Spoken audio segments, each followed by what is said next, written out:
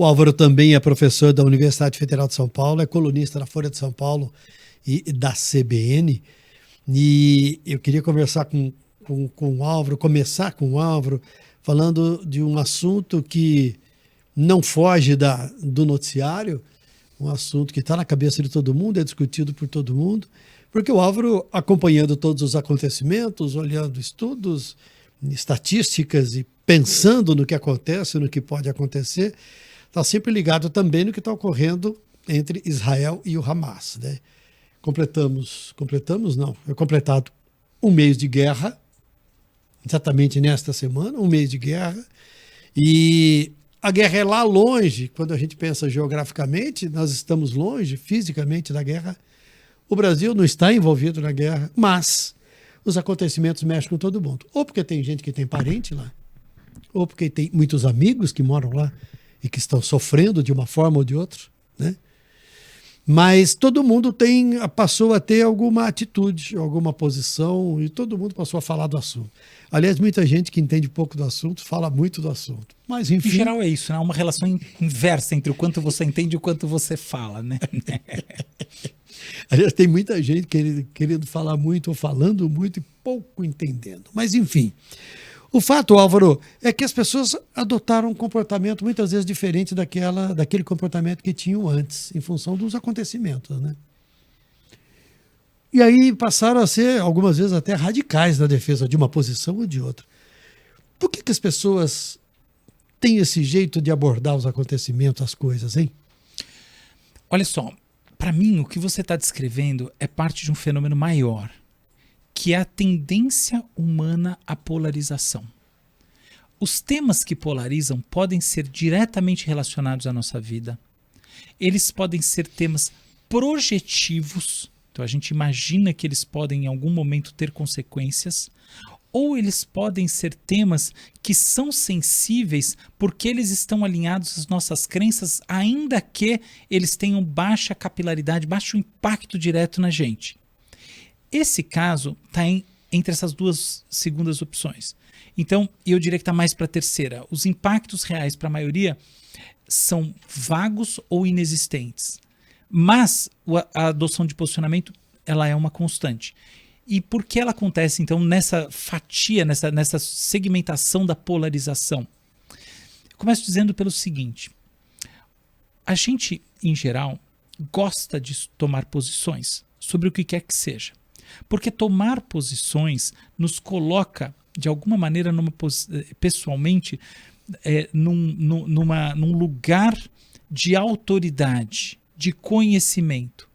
Acontece que a gente não faz isso na maior parte dos casos, ou seja, qualquer coisa que surge por aí a gente não faz isso, porque assumir posições tem um custo energético.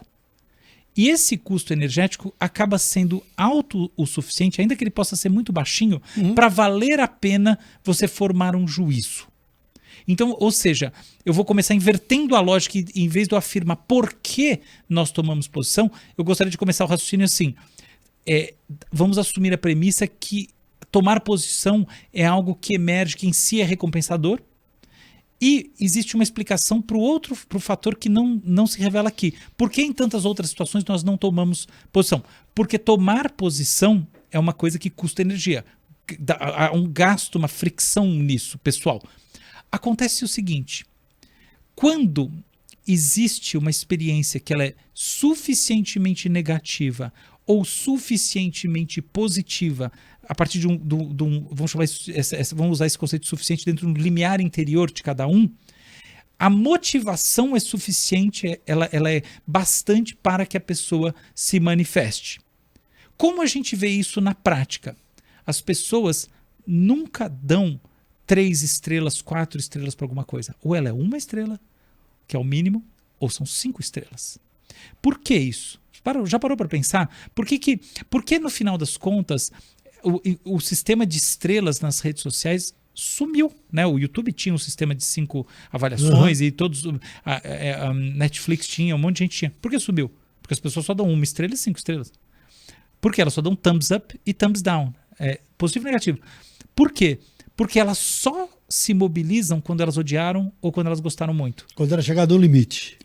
Exatamente. Os extremos. Porque quando você. E aí, por que isso acontece? Porque quando você chega numa posição extrema, a emoção é suficientemente motivadora para superar o seu limiar da preguiça, da inação, etc. e tal, que faz, na maior parte das vezes, você não julgar. Ou seja, você vê uma situação, aí você olha e fala, putz, eu acho que esse cara aqui tá mais errado. Do trânsito. Você vê esse cara aqui mais errado do que essa daqui. Mas você não. Você está conversando com alguém dentro do carro, você não necessariamente vai se manifestar.